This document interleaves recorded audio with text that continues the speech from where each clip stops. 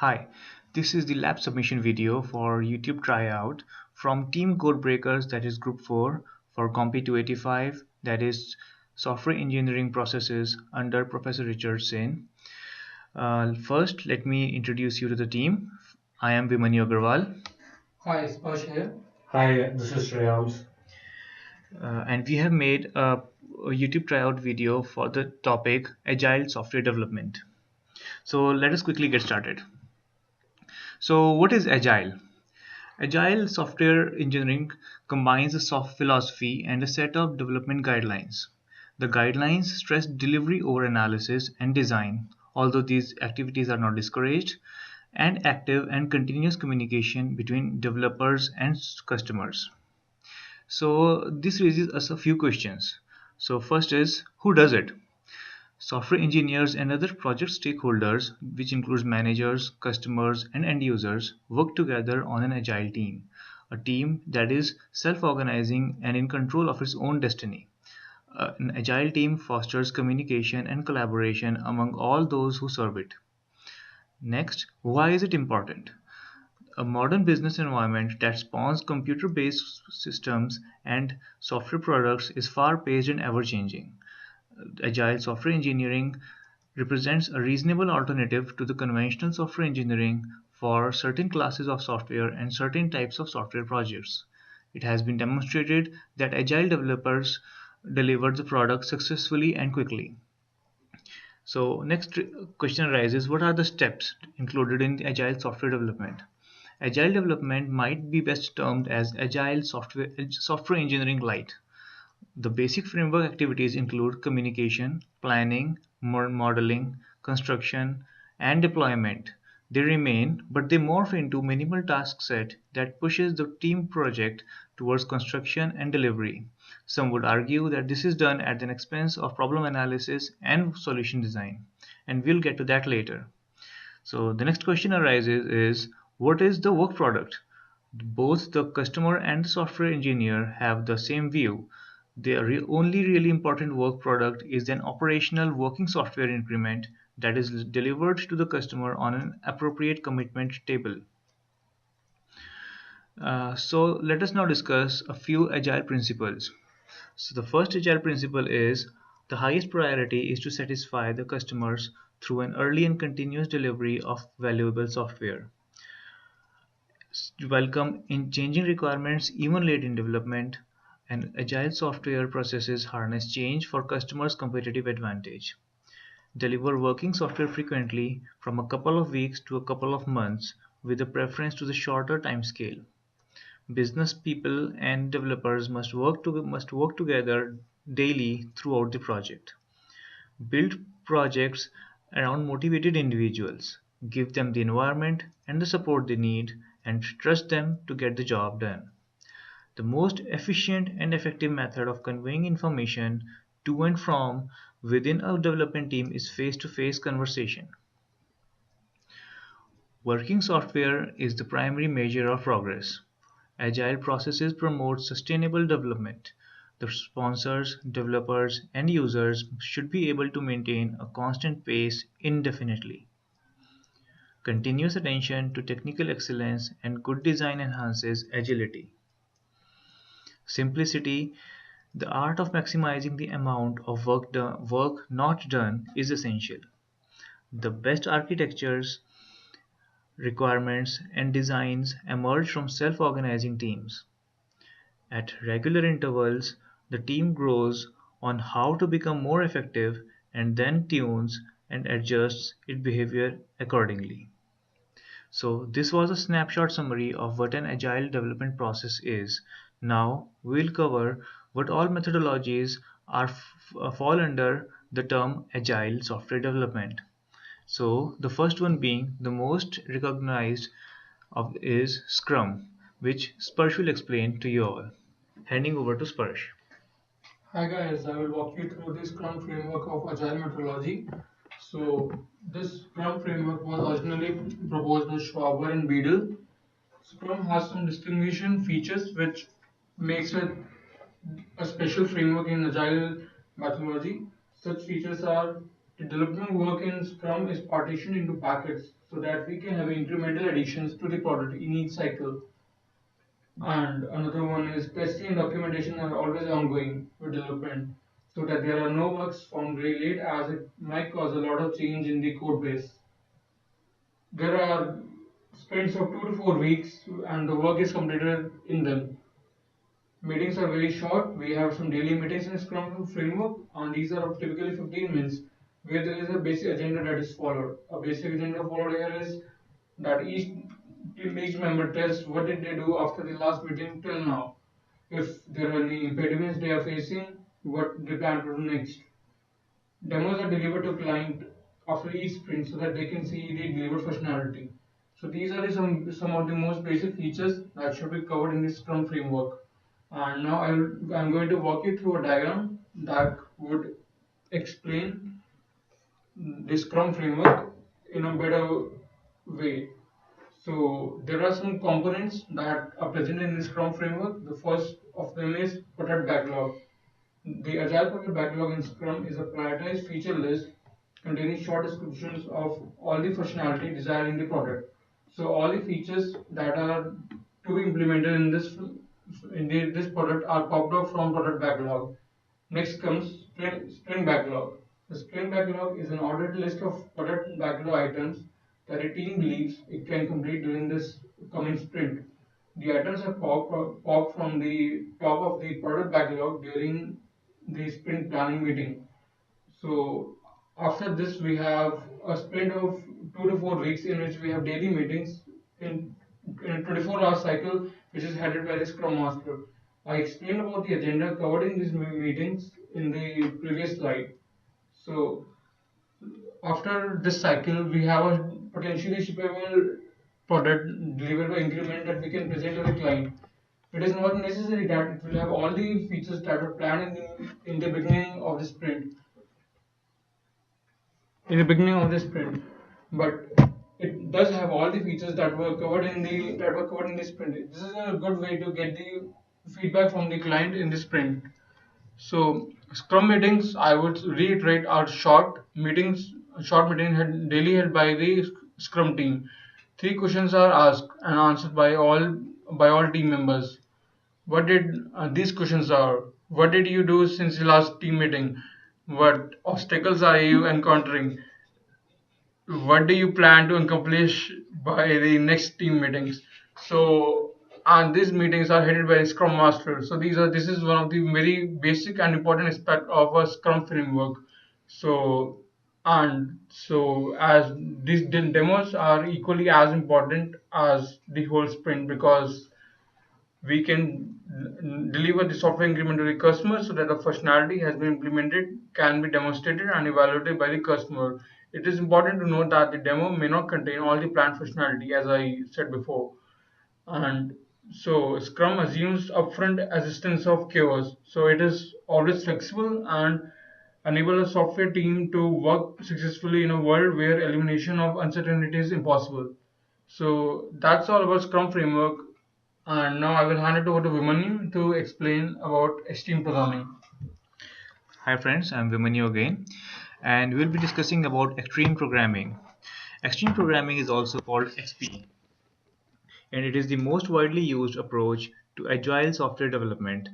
Although it is an old concept, but it was proposed by Kent Beck, and his seminal work made it so popular that every team now uses XP.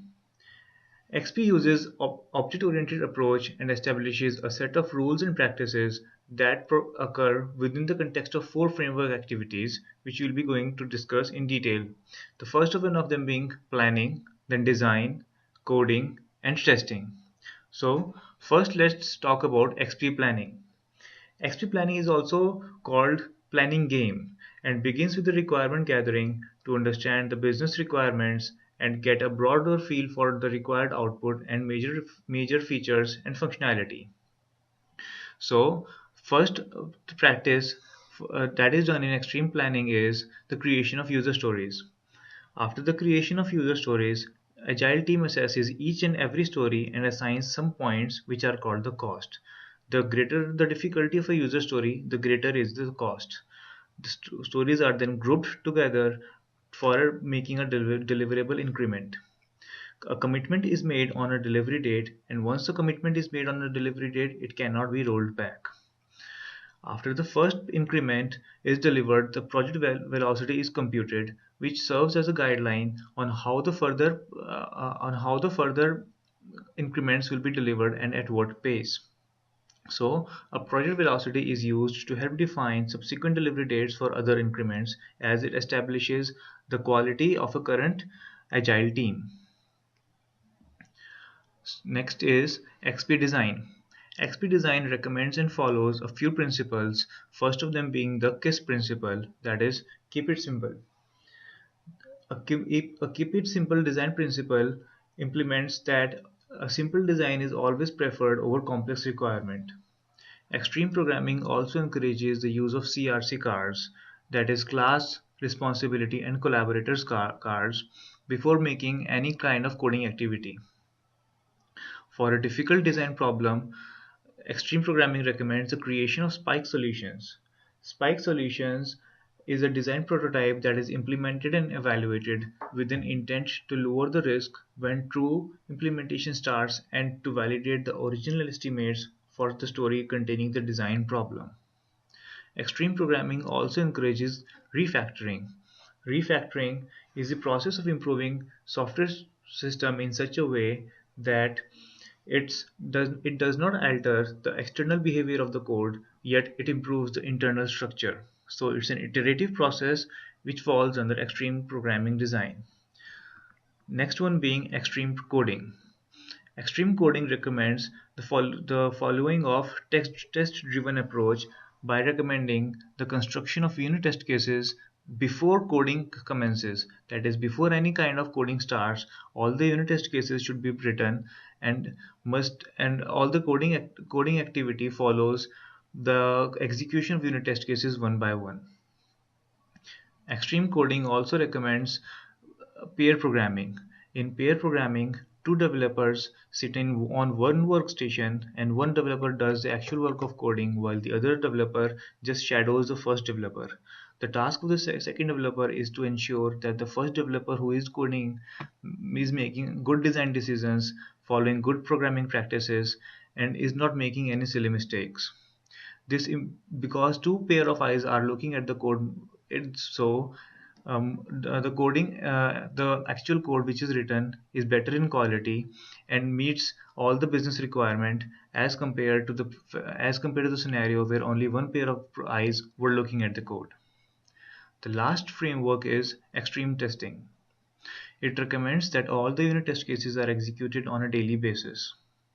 Acceptance tests are defined by the customers and executed to assess the customer visibility functionality. So this is the diagram which summarizes the view of extreme programming. As I said, it has four parts, first of them being planning, design, then coding, and finally the testing. After the testing of an increment is done, that software increment is released, and if it is the first increment, then the project velocity is computed, which serves as the benchmark for the future software increments to come. The planning phase includes the designing of user stories, values, acceptance test scenarios, and the iteration plan. In the design, CRC cards are made and spike solutions are made in case there is a difficult design problem. In extreme programming, a pair programming is done, refactoring is done, and continuous integration is done. When the part of coding is over, then in testing phase, unit tests are done and acceptance testing is done. Afterwards, the project is released and project velocity is computed. So this was extreme programming. Now I would like to hand over the mic to Shreyams for discussing about dynamic systems development method. Thank you, Vimanyu, for your presentation. I'm going to explain you guys about dynamic systems development method promoted by DSDM consortium. D- DSDM, the distinguishing features of DSDM are similar in most respects to XP and or AS. Nine the nine guiding principles of DSDM are: active user involvement is imperative. DSDM teams must be empowered to make decisions. The focus is on frequent delivery of products. Fitness for business purpose is the essential criterion for acceptance of deliverables. Iterative and incremental development is necessary to converge on an accurate business solution. All changes during development cycle are reversible. Requirements are baselined at a high level. Testing is integrated throughout the life cycle. So the dynamic systems development method is an agile software development approach that provides a framework for building and maintaining systems which meet tight time constraints through the use of incremental prototyping in a controlled project environment. The DSDM philosophy is borrowed from a modified version of pair 2 principle. 80% of an application can be delivered in 20% of the time it would take to deliver the complete 100% application. DSDM is an iterative software process in which each iteration follows the 80% rule. That is, only enough work is required for each increment to facilitate movement to the next increment. The remaining detail can be completed later when more business requirements are known or changes have been requested and accommodated. The DSDM Consortium is a worldwide group of member companies that collectively take on the role of keeper of the method. The consortium has defined an agile process method called DSDM life cycle that begins with a feasibility study that establishes basic business requirements and constraints and is followed by a business study that identifies functional and information requirements. DSDM then defines three different iterative cycles, which are functional model iteration, design and build iteration, and implementation. Now I'm going to explain you the dynamic systems development methods development process. As you can see, the DSDM development process consists of 7 phases. The first one is before the project has officially started. Then there are the project studies, which in this document are considered to be one phase. Then there are three more phases that consist of iterative cycles, which are repeated as necessary to complete the project. Then there is a post project phase where the project is maintained. The project flow may move between the different phases in the directions indicated by the arrow above. The dark blue arrows in the diagram indicate the normal forward direction of the project flow. The green arrows indicate directions that may be taken as necessary under normal circumstances. For example, if the team has finished a design and build iteration, but the system cannot be released until another area's functionality has been defined and it has been built, the project may go back to the functional model iteration to complete that area. The light red arrow represents a direction that is only taken if the project has been found to not meet the required functionality. Now explaining each of the phases in the diagrams. Pre-project. The pre-project phase is not strictly defined. It occurs before the project officially begins. In this stage, the project is conceptualized and the decision is made to start the project. In feasibility study, finding out if and how the project will work out is the main is something that is done. In this phase, the team researches the question: can it be done within the constraints of time and resources? This phase is done as quickly as possible because DSDM is best used where time is short and therefore the product needs to be delivered quickly. Coming to the business study phase, studying the business projects aspects of the project. In this phase, the team researches the business aspects of the project. Does it make good business sense? Who are the participants and interested parties? What is the best work plan? What is needed to do? Should you build it, test it, deploy it, or support it? What technologies will we be using to build and deploy it? The model is also worked out in this phase. Now coming to the functional model phase. In this stage, functional prototypes of the system are made and reviewed. A functional prototype is a prototype of the functions the system should perform and how it should perform them. Prototyping follows these steps: investigate, refine, and consolidate. Prototypes cover many different aspects of the system: business, usability, performance and capacity, and technique. Coming to the design and build phase, in this stage, the product is designed and developed in iterations. In each iteration, a design model is made of area being developed, and then that area is coded and reviewed. In the final phase, implement, deploy, and maintain. In the last phase, the product is wrapped up, documentation is written, and a review document is drawn up, comparing the requirements with their fulfillments in the product. The users are trained and in how to use the system, and the users give approval to the system. Post project maintenance phase. After the product is created, maintenance will inevitably need to be performed. This maintenance is generally done in a cycle similar to the one used to develop the product. Now a short video covering the concepts of agile methodology. This methodology is widely used to manage projects. Hope you guys got a good overview of everything. If you have any some queries, please leave in the comment section and do not forget to subscribe.